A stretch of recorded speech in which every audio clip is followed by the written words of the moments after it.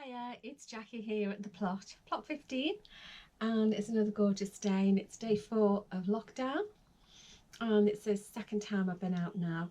Thank God I got the bike, and the allotment is classed as exercise, so there's just being able to get out the house. It's been amazing. I'm in the greenhouse, as you saw last time I was here, and I just want to show you something. I showed you on, I think it was Monday, the sweet corn seeds that we sown, and there's absolutely nothing of it. Have a look at them now.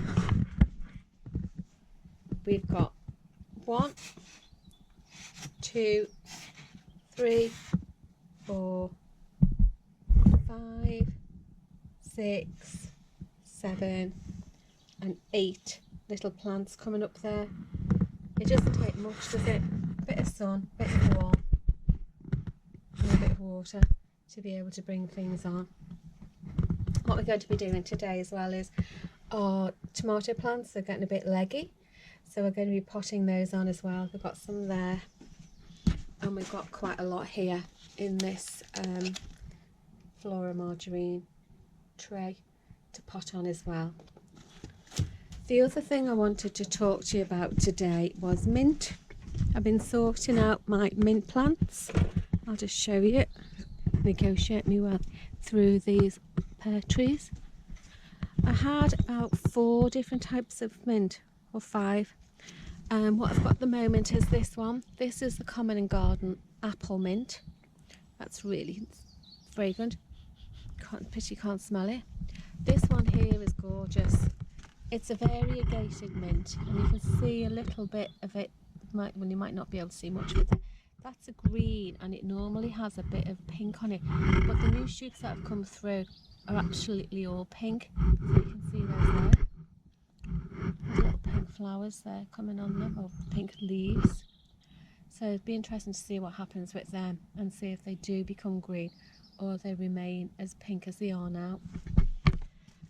This one here, this is, I'll just have a little sniff of it. This is spearmint. That's a nice pit mint as well. And this mint here, which you can just about make out, and there's a bit more of it over here. This is an eau de cologne mint, and it actually smells a bit like 4711 eau de cologne. So this is the type of mint that people will use. And we know we can't eat it. Rodney's just saying it's not edible. Stating the obvious. This is the type of mint that florists use in things. Where did you get this eau de cologne mint from, Rodney? Margaret and Sefton Park. Oh, okay.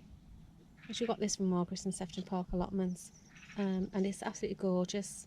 And what I've done this morning is I have actually repotted this eau de cologne mint with the spearmint eau de cologne mint, and that one over there, I can't remember what that is. I'm not sure if that's an apple mint. I think it might be.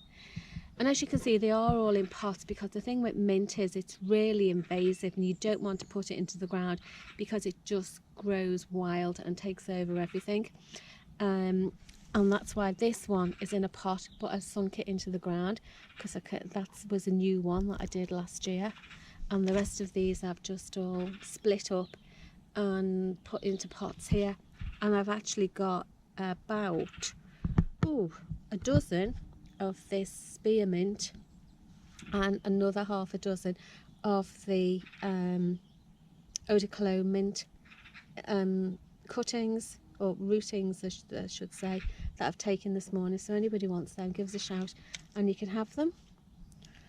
Mint, so versatile. This one here, I use it on my lambs when we're doing lamb dishes with garlic. Just stab your lamb and insert your mint, or your rosemary if you want. You can also make mint jelly, mint sauce with it. It's really nice in your mojitos and your drinks. It's gorgeous when it's all chopped up and put with your new potatoes as well, or peas. That's that. The other thing I wanted to show you was the rhubarb. We had a quick look at that the other day, but I just wanted to, rhubarb is just such, for me, an underrated vegetable. And yes, I did say vegetable, because people very often think that rhubarb is a fruit. when it's actually a vegetable. So we've got the stems here. If I can just push them back and see. Gosh, you can't see them for the leaves. The one thing that rhubarb needs is it's not really fussy about the soil that it goes into. So long as when it's finished, which should be about July, and you've cut everything back, you give it a bit of a mulch then, and then about January, February, before it starts to grow again, you give it some fertiliser. And we use chicken manure.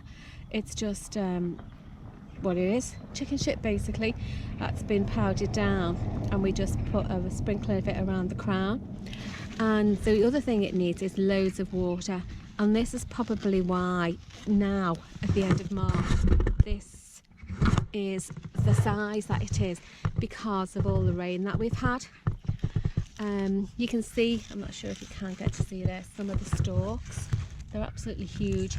We start picking this from April, and I wouldn't pick it any sooner, because you want to get a bit of sun on it, and you want to get a bit of flavour into those stems there, into the stalks there, so it's not so sour.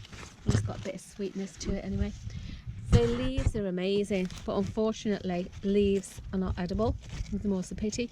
You don't want to eat your leaves, you'll just die if you do. They're really poisonous.